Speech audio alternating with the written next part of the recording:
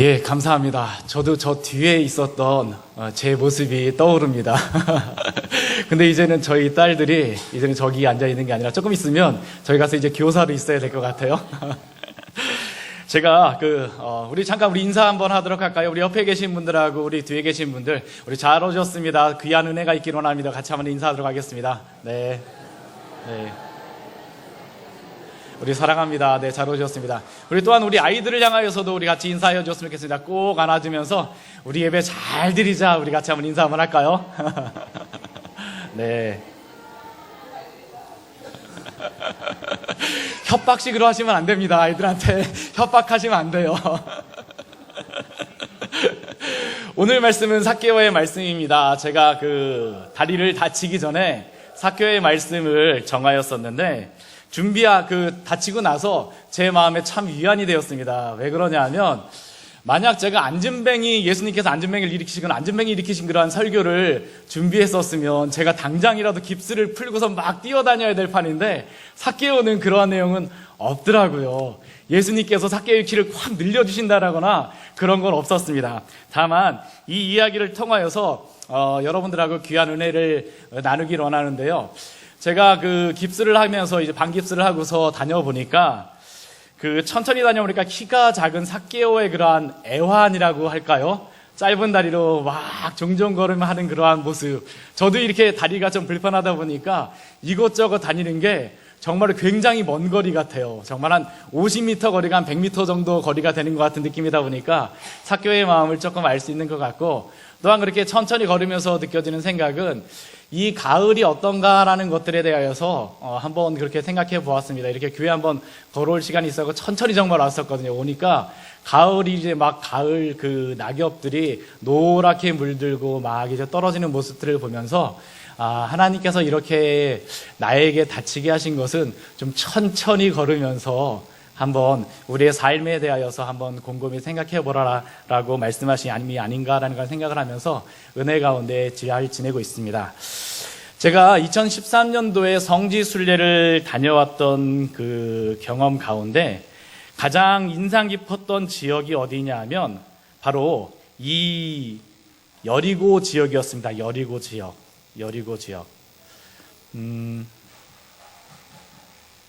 잠깐만요. 잘 안 넘어가네요. 네.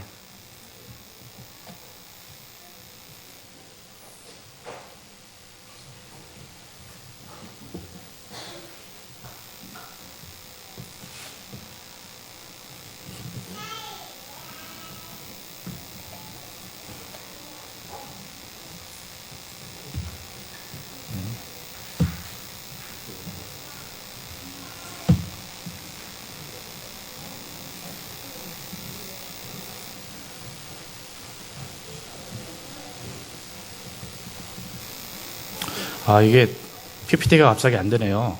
네. 긴장하진 않겠습니다. 네.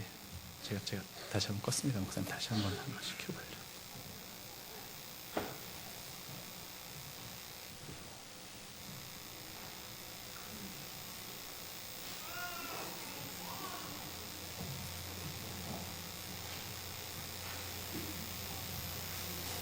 예, 양떼 잘 감상하고 계시기 바랍니다.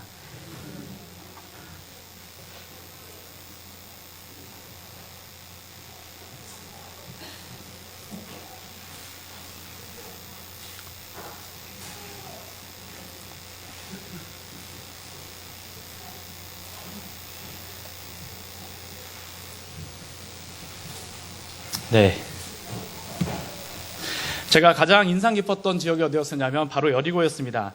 근데 여리고에 가갖고 참 기대를 하면서 많이 갔습니다. 기대를 하면서 갔었는데 막상 여리고의 그러한 시내를 볼 수가 없었습니다. 왜 그러냐 하면 저희가 도착한 시간이 좀 느리다 보니까 좀 어두워지고 있어서 여리고 성에 대한 경내는 들어가 볼 수가 없었고, 다만 대신에 여리고성 옆에 있는 쇼핑센터에 올라가고 여리고의 그러한 전경들을 다 살펴볼 수가 있었습니다.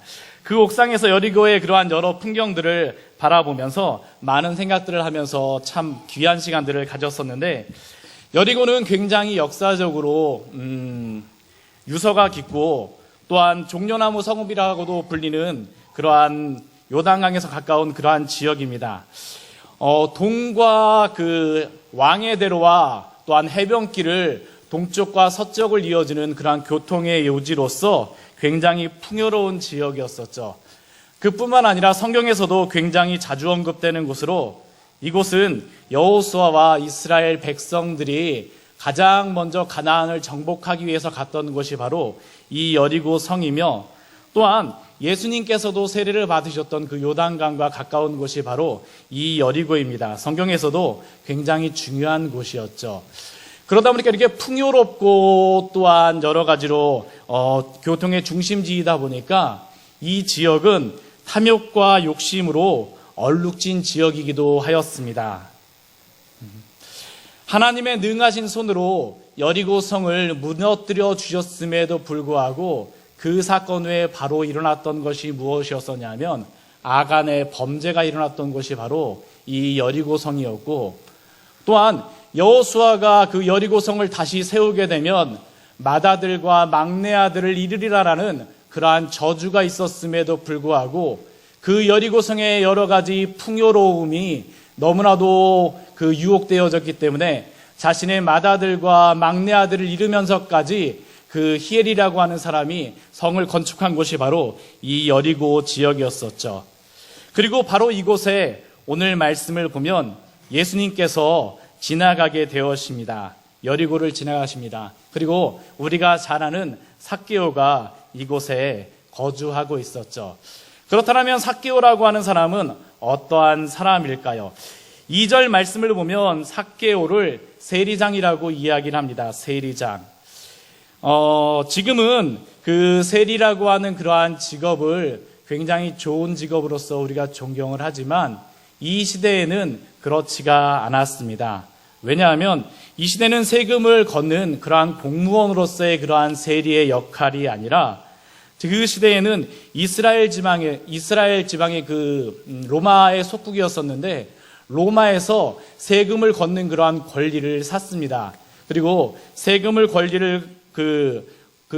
걷는 권리를 사고 나서 그 세금에 붙여서 사람들에게 더 많은 것들을 얻는 것이 바로 그 세리가 얻는 그러한 수입이었었죠. 그러다 보니까 그들의 세금을 걷는 방식이 어떠한 방식이겠습니까? 세금을 어떻게 걷었을까요? 최대한 많이 걷는 것이 그들에게는 가장 많이 남는 방법이었습니다. 그러다 보니까 그 세리라는 직업은 그 시대의 식민지 그들을 지배했었던 로마 사람들보다도 훨씬 더 혐오받고 같은 이스라엘 백성임에도 불구하고 이방인으로 여기고 또한 죄인으로 여기는 그러한 사람들이었었죠. 그럼에도 불구하고 그들이 그렇게 열심히 그렇게 세리로서 로마에서 세금 권리를 사갖고 그렇게 일했던 이유가 무엇이겠습니까? 그것은 바로 돈을 많이 벌기 위하여서 많은 돈을 벌 수 있었기 때문에 그들은 그렇게 그러한 일들을 행했던 것입니다. 오늘 말씀에 나오는 이 삭개오는 단순히 세리도 아닙니다. 세리장입니다. 세리장. 거기다가 이스라엘에서 가장 부유하다라고 하는 이 여리고성의 세리장이었으니까 그가 얼마나 부유하였었는지는 우리가 익히 짐작할 수 있는 것이죠. 그래서 오늘 2절 말씀을 보면 삭개오에 대하여서 그를 세리장이자 또한 부자다라고 아주 분명하게 말씀하고 있는 것입니다. 그런데 이러한 세리 부자였던 삭개오에게 어떠한 일이 한 가지가 벌어졌습니다. 어떠한 소식을 듣게 되어졌어요. 그 소식은 무엇이었었냐면 예수님이 그 여리고성을 지나가신다라는 그러한 이야기였습니다. 호기심이 많았던 그러한 삭개오도 예수님이 지나가신다라는 그러한 이야기를 듣자 가만히 그냥 자신의 장소에 있을 수만은 없었습니다. 그래서 그는 예수님이 지나가시는 길로 나가서 예수님을 보려고 막 애를 썼었죠. 그런데 막상 그곳에 가보니까 문제가 한 가지가 있었습니다. 그것은 무엇이냐면 너무나도 많은 사람이 그곳에 있다라는 것이었었죠. 또한 사람이 많은 것뿐만 아니라 그는 키가 작다라고 하는 컴플렉스도 가지고 있었습니다.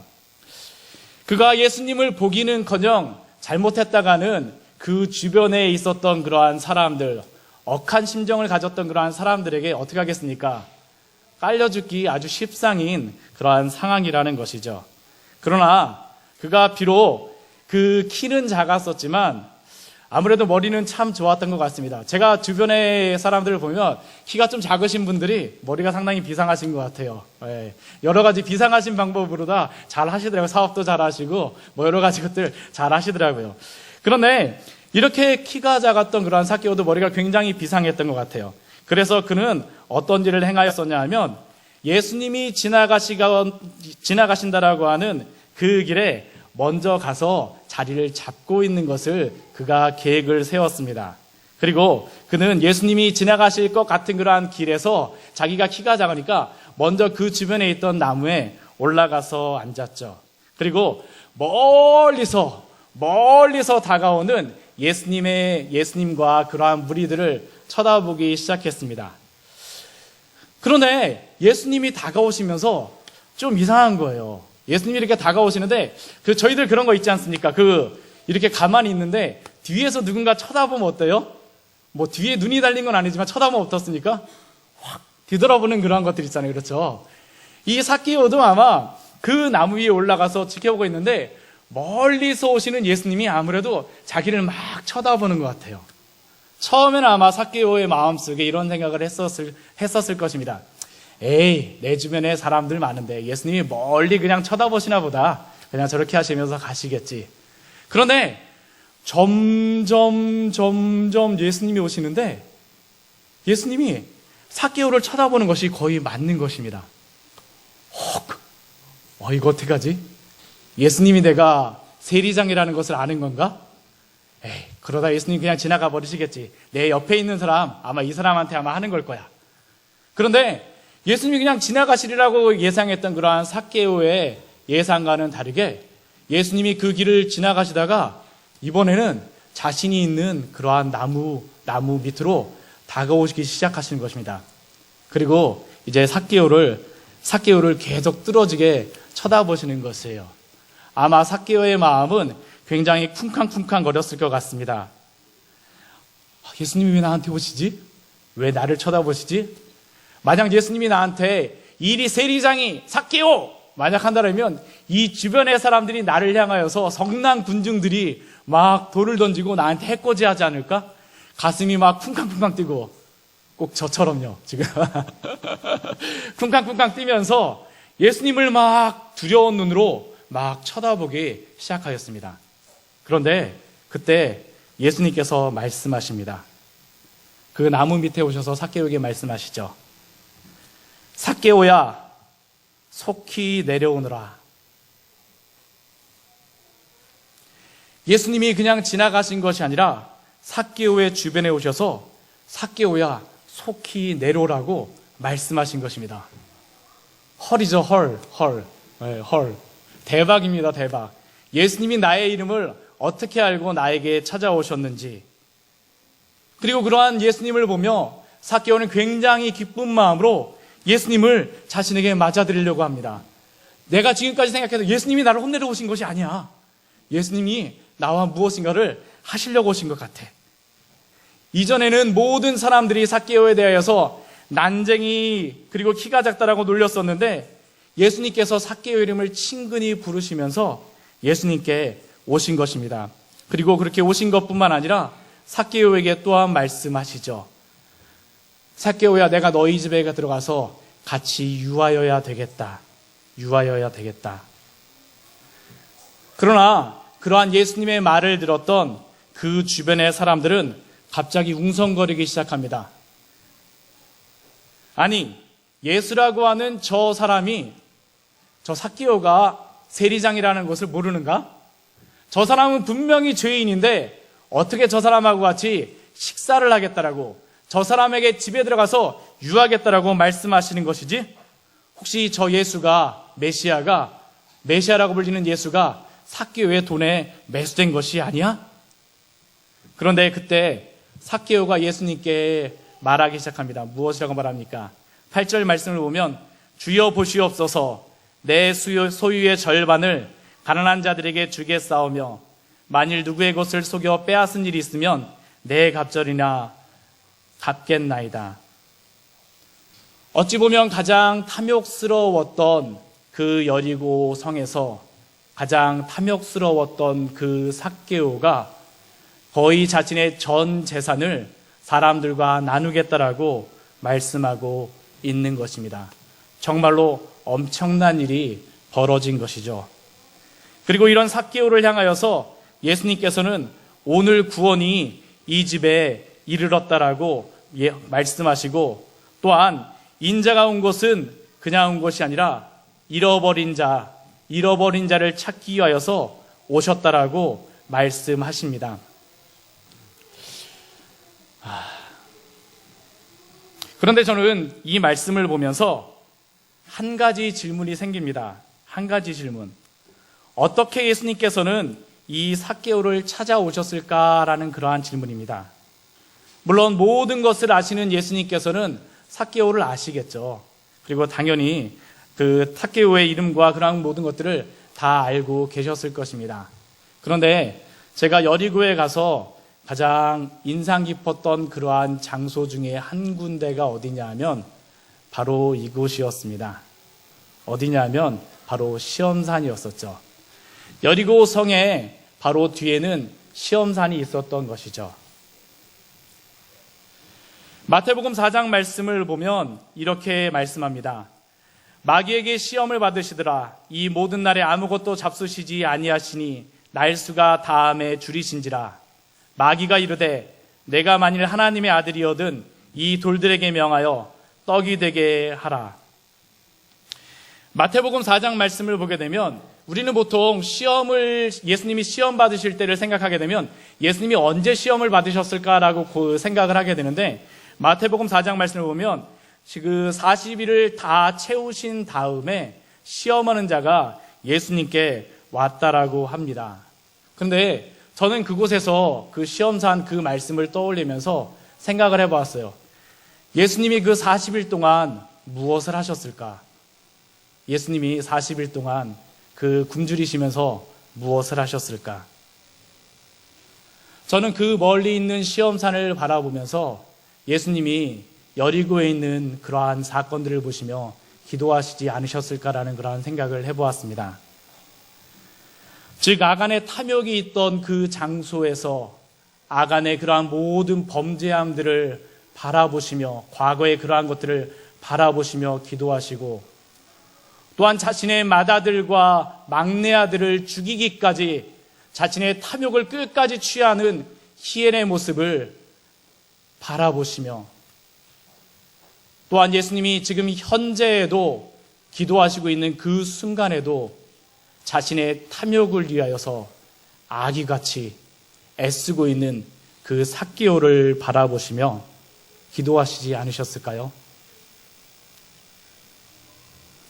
또한 예수님께서는 오늘을 살아가는 우리의 모습을 보시면서도 아마 기도하셨을 것입니다.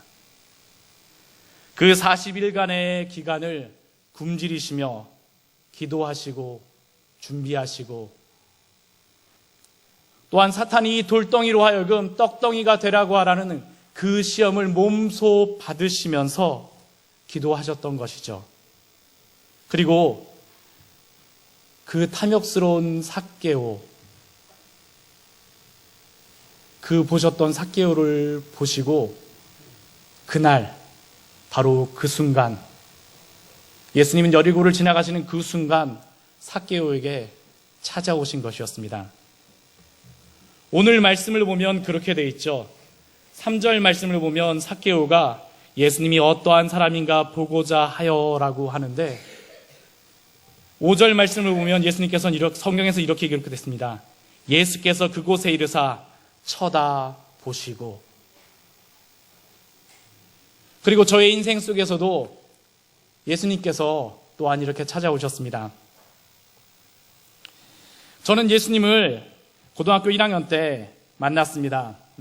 저희 아버님이 목사님이고 대부분 모태신앙이게 되면 언제 예수님을 만났느냐라는 그런 경험들이 없게 되는데, 저는 분명하게 고등학교 1학년 때, 적어도 제가 인격적으로 예수님을 만난 때는 바로 고등학교 1학년 때였습니다. 한참 사춘기 시절이었었죠. 예. 저희 마음속에는 엄청난 폭풍과 여러 가지 사건들이 많이 벌어지고 있었습니다. 그때 사춘기 시절이면서 저의 마음도 여러 가지 요동쳤었지만 저에게는 여러 가지 사건들도 많이 있었습니다. 첫째, 저희 할머니가 돌아가셨어요.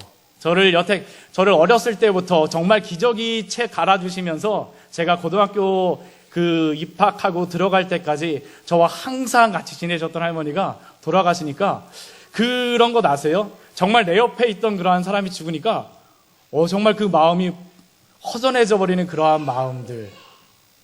정말로 그 외로움은 무엇으로도 바꿀 수 없었습니다. 또한 그것뿐만이 아니었었죠. 제가 그때 신앙은 없었지만 저희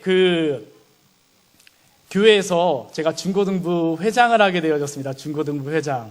어떻게 보면 저희 아버지가 목사님이니까 그냥 네가 해 하고선 시킨 거예요. 근데 어느 날 중고등부 예배를 딱 가보니까 예배 시간에 한 명도 없는 역사가 일어난 것입니다. 근데 마음속으로 어떤 생각이 드냐면 제가 그때 성격이 별로 안 좋았었거든요. 정말 성격이 별로 안 좋았어요. 그래갖고 나 때문에 안 나온 거 아닌가? 라는 그런 생각이 제 마음속에 막 드는 거예요. 그러면서 제 마음속에 막 어떤 죄책감 비슷한 그러한 것들. 근데 제가 사실 그러한 마음을 가지고 사는 사람은 아니었습니다. 사실 저는 제가 교회를 나갔던 것도 제가 신앙이 있어서 나가진 않았었어요. 여기 중고등부 학생들도 그렇고 여기 부모님 따라 남편 따라서 아내 따라서 오신 분들 혹시 있으실지 모르겠는데 그런 분들 그렇잖아요. 가정의 평화를 위하여서 나오신 분들이요. 그렇죠. 저도 어떻게 보면 교회를 나왔던 게 가정의 평화를 위하여서 저희 아버님이 목사님이다 보니까 평화유지군입니다. 전 그러니까 저희 가정의 평화를 위해서 교회를 나왔었거든요. 그리고 학교에서도 저희 아버님의 그런 직업 조사를 하게 되면 뭐라고 얘기하냐면 공무원이라고 적었어요. 나중에는 다 밝혀질 것인데 제가 목사님도 아닌데 왜 내가 그렇게 살아야지 돼? 그런 생각이 드니까 그런 게 있어요. 아무튼 그러다 보니까 제 마음속에 아무튼 신앙하고는 별로 그렇게 무관한 그러한 삶을 살았었죠. 그런데 그러한 사건들이 벌어지고 그러다 보니까 제 마음속에는 굉장한 많은 부담감들이 있었습니다. 또 한 가지 저를 가장 어렵게 했던 것은 무엇이냐면 저의 성적이 기하급수적으로 떨어진다는 것이었습니다. 영어 성적, 수학 성적 한 30점, 40점 맞아보신 분들은 아마 아실 거예요. 제가 그렇게 맞아봤었거든요. 근데 30점, 40점 맞게 되면 어떠냐 하면 시험 문제가 딱 나오게 되면 아는 문제를 하나 찾으면 굉장히 뿌듯해요, 마음이. 우와, 내가 아는 문제가 있구나. 그러면서 그것을 딱 체크를 하는데 점수를 매겼는데 그게 틀리잖아요. 그럼 그날 밤에 너무나 마음이 슬픈 거예요, 막. 웃으시는 분들은 아마 비슷한 경험이 있으실지 모르겠는데 아무튼 그렇게 저에게 여러 가지 사건들이 벌어지다 보니까 제 마음은 너무나도 힘들더라고요. 어디에 마음을 둘 수도 없고 진짜 어떻게 행해야 될지 어떻게 살아야 될지 정말 뒤죽박죽이고 무엇을 행해야 될지 잘 모르는 그러한 상황이었습니다. 그래서 학교에도 수업 시간에 가게 되면 맨날 수업 시간에 1교시서부터 그냥 시작해갖고 끝날 때까지 그냥 책 뒤에다가 소설책 숨겨놓고서 매일 그냥 읽다가 집에 오고 우리 중고등부 학생들 괜히 동병상련의 그런 마음을 가지면 안 돼요. 그런데 아무튼 그렇게 하다가 그렇게 지내고 있었었는데 어느 날 제 친구가 와서 저한테 이야기를 하더라고요. 은상아, 야, 제가 다니던 학교 옆에 교회가 있었는데 어떤 교회에서 찬양 집회한다 그러는데 한번 같이 가자. 근데 처음에는 제가 지조가 있으니까 어떻게 거길 가요? 안 가. 그러면서 그랬었는데 몇 번을 와서 저한테 계속 얘기를 하는 거예요. 저랑 같이 점심도 먹고 막 그런 아마 그 교회를 다녔던 친구 같아요. 저한테 계속 와서 가자라 그러니까 더 이상 저건 못하겠고 그래 한번 가보자 그러고서 그날 자율학습 시간에 이제 자율학습 이제 제끼고서 이제 가는 거죠. 삼선 슬리퍼 있잖아요. 아디다스 삼선 슬리퍼. 그거 신고서 이제 그래. 찬양 집회가 어떤 건가 한번 구경이나 하자. 그러고서 처적처적 이제 진짜 거기 그 길을 친구를 따라서 간 것이었습니다. 근데 그날 그곳에 가서 저는 예수님을 만났습니다. 왜 그랬는지 몰라요. 왜 그랬는지 모르는데 거기 가서 찬양을 막 하고, 찬양도 제가 잘 몰라요. 찬양을 막 하고 말씀을 막 하시는데 갑자기 제 마음이 이상해지는 거예요. 그러더니 제가 그런 사람이 아닌데 막 눈물이 나오면서 제 마음을 주체를 못하는 것입니다. 그러고 그날 제가 예수님을 만나게 되어졌죠.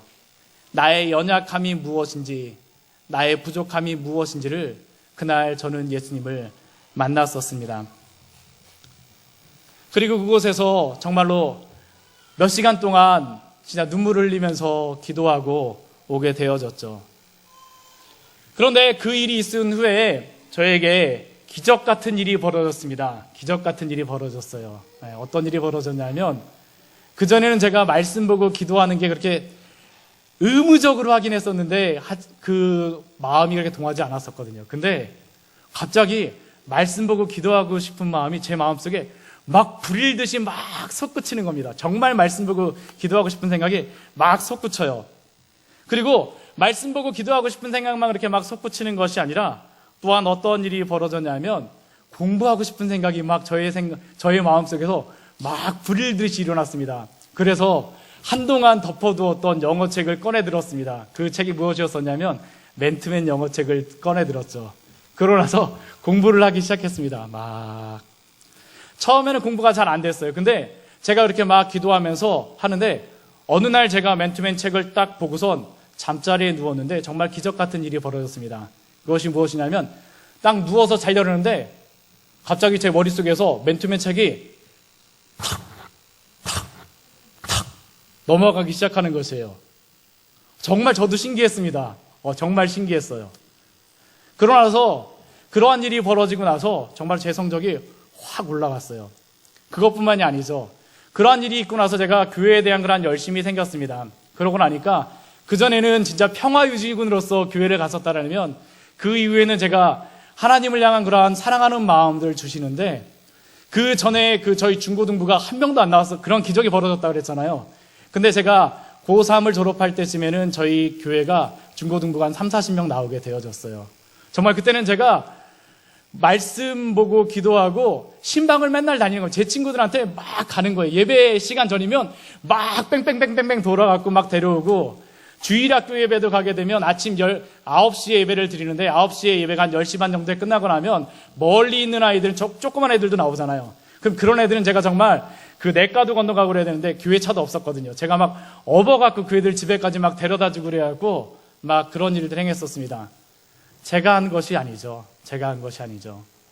예수님을 만났을 때 그러한 일이 벌어진 것이었습니다. 제가 지금 이 말씀을 여러분들한테 드리는 이유는 제가 저의 신앙의 간증을 그냥 자랑하기 위해서 하거나, 혹시 이런 말씀을 드리게 되면 이렇게 적용하시는 부모님들이 있어요.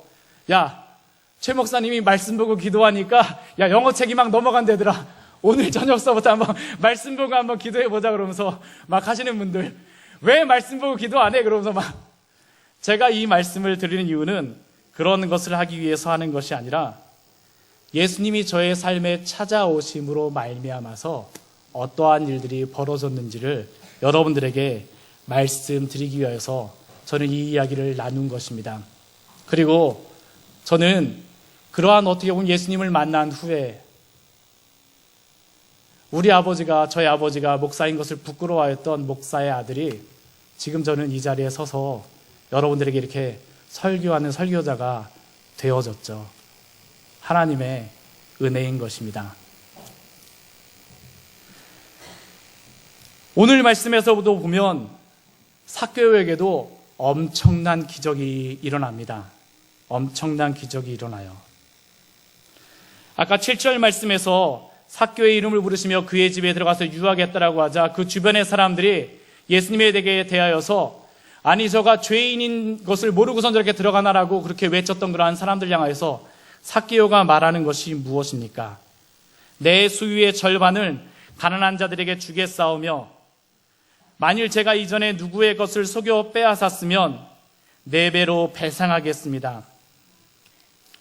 여러분, 이것이 별거 아닌 것처럼 성경에 나와 있으니까 그냥 아무것도 아닌 것처럼 보일지 모르지만 이것은 엄청난 변화이자 엄청난 기적입니다. 왜냐하면 그 시대의 삭개오는 가장 탐욕스러운 지역의 가장 탐욕스러운 사람의 대표였었거든요. 그러한 삭개오가 자신의 거의 전 재산을 포기하면서 예수님을 따르겠다라고 헌신한 것이었습니다. 이 여리고에서는 삭개오의 이야기만 있는 것이 아닙니다. 앞에 있는 누가복음 18장 말씀을 보게 되면 한 부자 관리가 나오게 되어집니다. 그 사람은 예수님께 와서 18장 18절 말씀에서 이렇게 말씀하죠. 선한 선생님이여, 내가 무엇을 하여야 영생을 얻으리이까? 그 부자 관리는 예수님께 와갖고 제가 어떻게 하면 영생을 얻을 수 있습니까? 라고 그 예수님께 질문하는 것입니다. 아마 그렇게 질문하는 그 마음속에는 나는 당연히 영생을 얻을 수 있는 그러한 자격과 권리가 있다라고 자신이 있는 거죠. 예수님께 와갖고 이렇게 이야기한다라는 것은. 그때 예수님께서 무엇이라고 말씀하십니까? 우리 22절 말씀을 보면, 20절 말씀을 보면, 내가 계명을 하나니 간음하지 말라, 살인하지 말라, 도둑질하지 말라, 거짓 증언하지 말라, 내 부모를 공경하라 하였느니라. 그때 그 부자 관리는 제가 이 모든 것을 다 행하였습니다라고 자신 있게 예수님께 이야기합니다. 그런데 그때 예수님이 그에게 질문하시죠. 그러면 너가 가지고 있는 모든 재산을 팔고 나를 따르라라고 말씀하세요. 이 말씀은 단순히 재산을 팔라라는 그러한 이야기가 아닙니다. 너의 재산 중에 일정 부분을 팔라라는 것이 아니에요. 지금 예수님이 그 부자 관리에게 질문하시는 것은 무엇이냐면 너의 재산과 하나님 중에 어떤 것이 더 중요하냐라고 질문하고 계시는 것이죠. 사실 예수님은 그 부자 관리에게 10계명이 제 1계명을 질문하고 계시는 것이에요. 너는 나 외에 다른 신, 너의 재물, 너의 탐욕, 너가 추구하는 것들 버리고 나를 따르라라고 말씀하고 계시는 것입니다.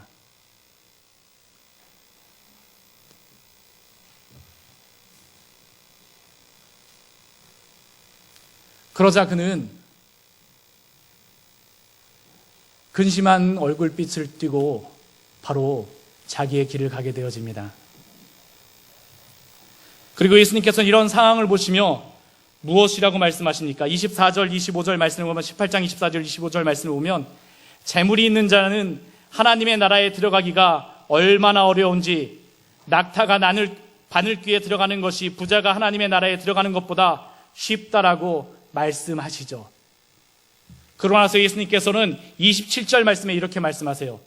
무릇 사람이 할 수 없는 것을 하나님은 하실 수 있느니라. 그것을 증명해낸 말씀이 어떤 말씀입니까? 삭개오의 말씀입니다. 가장 탐욕스러웠던 사람, 하나님과 재물을 결코 겸하지 않고 재물만을 섬겼던 그 삭개오가 이제는 자신의 재산을 다 포기하고 예수님을 따르겠다라고 지금 고백하며 예수님 앞에 서고 있는 것입니다. 그 주변의 사람들은 저 죄인, 내까짓게 너 같은 죄인이 너가 예수님을 믿는다고? 너가 예수님 앞에 간다라고?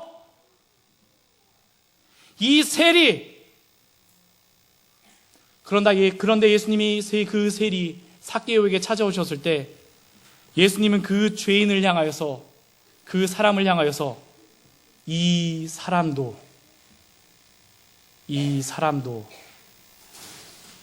아브라함의 자손이라고 말씀하고 계시는 것입니다.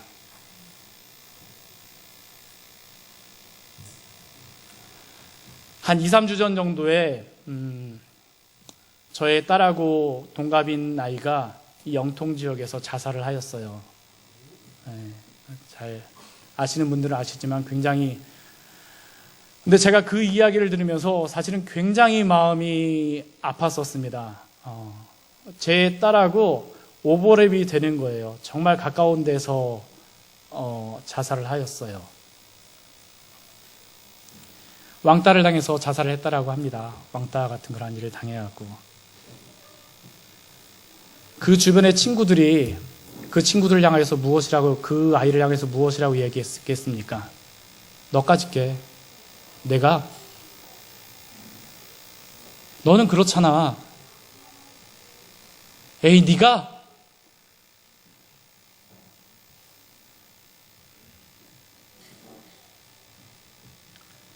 어찌 보면 그 아이도 예수님께는 잃어버린 자였음에도 불구하고 우리가 찾아야 될 그러한 영혼임에도 불구하고 잃어버려진 것이죠. 이것이 어찌 그 아이만의 문제라고 할 수 있겠습니까? 혹시 이 자리에 계신 우리 성도님들, 우리 아이들, 유초등부 아이들도 극단적인 선택을 하더라고요. 여러분들은 어떻습니까?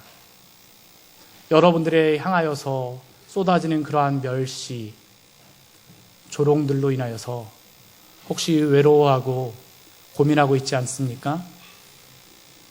너에게 그러한 일 내가 알아봤어. 예전서부터 그럴 줄 알았어.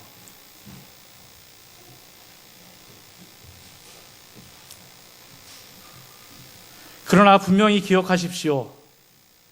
세상이 여러분들을 어떻게 부르건, 세상이 여러분들을 어떻게 취급하건, 또한 세상 속에서 여러분들이 어떤 환경이 있건 간에 여러분들은 모두 다 아브라함의 자손입니다. 저의 말이 아니라 우리 구주 예수 그리스도의 말씀입니다. 저를 저의 탐욕에서 구해내 주셨던 것처럼 우리 하나님께서는 여러분들의 삶에 만약 그런 부분이 있다면 찾아가실 것입니다. 여러분들과 함께 하실 것입니다. 여러분들은 모두 아브라함의 자손입니다. 저는 여러분들 모두를 축복하기 원합니다. 우리 유아실에 있는 우리 아이들, 아기들 귀여워요. 그렇죠. 예전에는 제가 아기들 너무 좋아해갖고 항상 이렇게 안고 다녔었는데 요즘에는 제가 흰머리가 더 많아지니까 잘 안 오는 것 같아요. 그러나 저는 저 유치부실에 있는 아기들, 또한 여기에 있는 우리 유치부 아이들에게 이러한 축복이 있기 원합니다. 누가복음 2장 40절의 축복이요. 우리 같이 한번 읽어볼까요? 시작.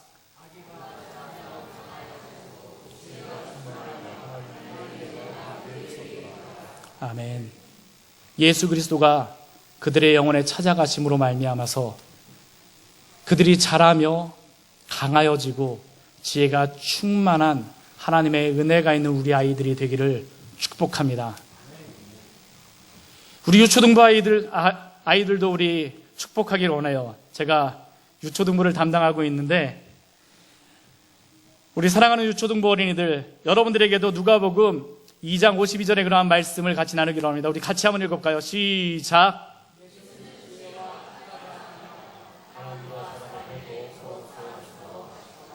아멘. 우리 유초등부 어린이들, 여러분들의 지혜와 키가 자라나며 하나님과 사람에게, 단순히 하나님께뿐만 아니라 그냥 사람에게만 사랑받는 것이 아니라 하나님과 사람에게 사랑받고 사랑을 주는 우리 유초등부 어린이들 되기를 축복합니다. 우리 중고등부도 우리 축복하기를 원해요. 우리 중고등부가 자라나게 되면 가장 첫 번째 벌어지는 일이 무엇이냐면 방문이 닫힌다라는 것입니다. 저희 두 딸도 방문이 닫혔어요.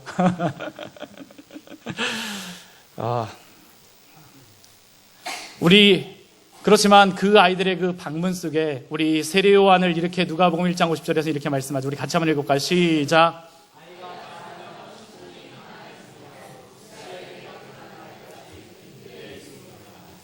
우리 아이들 사춘기에 그러한 닫혀진 방이 닫혀진 게 아니죠.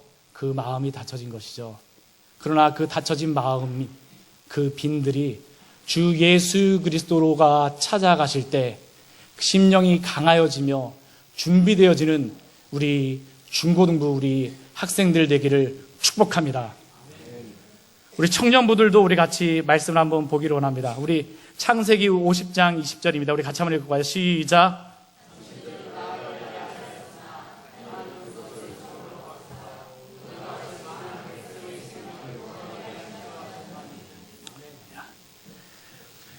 요즘 시대를 헬조선이라고 이야기를 하죠. 우리 청년들 직장 들어가기 너무 힘들어요. 그렇죠. 저도 IMF 한복판에 있었던 사람이고 제 친구는 지금까지 취업 못하다가 3일 전에 취업했습니다. 네, 그래갖고 기도해주고 그랬었는데 여러분들의 마음을 다 알진 못하지만 그러나 전 이런 축복이 있기로 합니다. 비록 이 조선은 나에게 헬조선 같았으나 하나님은 그것을 선으로 바꾸사 오늘날과 같이 이 도탄에 빠진 민족을 구할 수 있는 우리 비전 있는 새벽 이슬과 같은 우리 청년부들 되기를 축복합니다. 예수님이 오실 때 이런 축복을 받을 수 있습니다.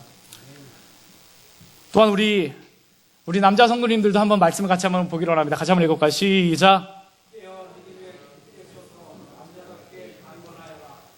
아멘.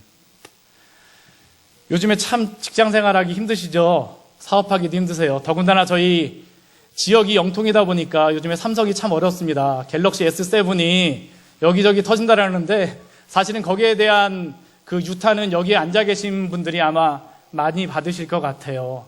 정말로 그러한 일들이 사업하시는 분들은 사업하시는 분들대로 어렵고 직장 다니시는 분들은 당장 지금 회사에서 그러한 얘기들 저도 많이 듣고 있거든요. 제 친구들 통해 갖고. 그러나 여러분들 깨어 계십시오. 믿음에 굳게 서십시오. 그리고 남자답게 강건하십시오. 우리 남편이 흔들리면 안 됩니다. 저도 항상 흔들리는 사람이지만 그래도 흔들리지 않고자 애를 쓰고 있습니다. 그렇게 살아가기를 원합니다. 우리 여자 집사님들도 우리 같이 한번 말씀 한번 읽어볼까요? 네, 같이 한번 읽겠습니다. 시작.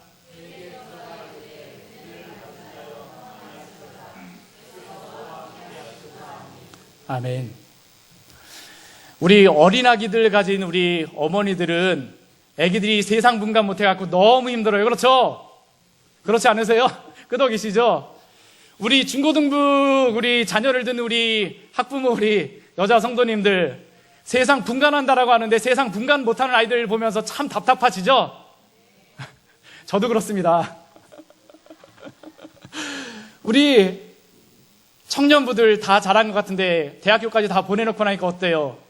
직장 취업하는 거 너무 힘들죠. 또 이제 직장 취업하고 나니까 결혼은 시켜야 되는데 어디다 결혼시켜야 될지 모르겠어요. 어떤 사람 만나게 될지. 장가를 보내도 지금도 저희 아버지하고 저희 어머니가 저한테 맨날 걱정하세요. 맨날. 네. 그렇지만 우리 누가복음 1장 28절 말씀처럼 은혜를 받은 자여 평안할지어다. 우리 예수 그리스도가 오실 때 우리의 마음에 평안이 올 수가 있음을 믿으십시오. 그 안에 거하시는 우리 성도님들 되시기를 바랍니다. 앞에 있는 이 그림은 돌아온 탕자라고 하는 렘브란트의 그러한 그림입니다. 이 그림에서 가장 많이 알려진 가장 유명한 그러한 부분이 어디냐 하면 탕자가 벗어놓은 그러한 신발과 그의 발이에요. 왜 그러냐 하면 그 탕자의 그러한 발은 지금까지는 한 번도 신발을 벗은 적이 없었는데 이제야 아버지 앞에 와갖고 이제야 신발을 벗게 되었습니다. 그 거룩하신 하나님 앞에 그 거룩하신 예수 그리스도 앞에 지금 삭개오가 와서 신발을 벗었던 것처럼 이제야 신발을 벗은 것이죠. 그리고 그의 발에는 지금까지 지내왔던 그러한 모든 풍상과 그러한 모든 고난과 그러한 모든 것들이 그의 발 하나하나에 다 있습니다. 그러나 이러한 발을 보시고 하나님은 그냥 계시지 않으세요. 성경을 보면 하나님께서 아버지는 막 뛰어오세요. 삭개오를 보시고 삭개오의 그 앉아있는 그 나무로 곧바로 직진해서 오셨던 그 예수님처럼 우리의 탐욕과 우리의 욕심과 우리의 모든 것들을 따라갔던 그러한 우리들에게 오셨습니다. 왜 오셨습니까? 잃어버린 자를 찾기 위하여서 예수님께서 오신 것입니다. 예수님은 지금 여리고를 올라가고 있는 중에 계십니다. 이 말씀은 여리고에 올라가면서 거의 마지막에, 예루살렘에 올라가면서 거의 마지막에 있는 그러한 말씀이에요. 왜 예수님께서 예루살렘에 올라가시겠습니까? 죽으시러 가시는 것이죠. 탕자가 발벗은 정도가 아니라 예수님은 옷을 전체를 다 빨개 벗겨주셔서 십자가에 죽으러 가시는 것입니다. 우리를 맞아주시기 위하여서, 그 아버지의 넓은 품으로 우리를 인도하시기 위하여서, 잃어버려진 그 아들을 찾기 위하여서 예수님은 그 십자가의 길을 걸어가셨던 것입니다. 그리고 그 예수님께서는 지금 우리에게도 찾아오셔서 또한 말씀하고 계십니다. 성령님을 통하여서 말씀하고 계시죠. 이 시간 우리 같이 찬양하기 원합니다. 성령이 오셨네, 성령이 오셨네 찬양할 때 정말로 예수 그리스도가 우리의 마음속에 찾아오는 그러한 은혜, 그러한 것들을 통하여서 우리 같이 나누기 원합니다.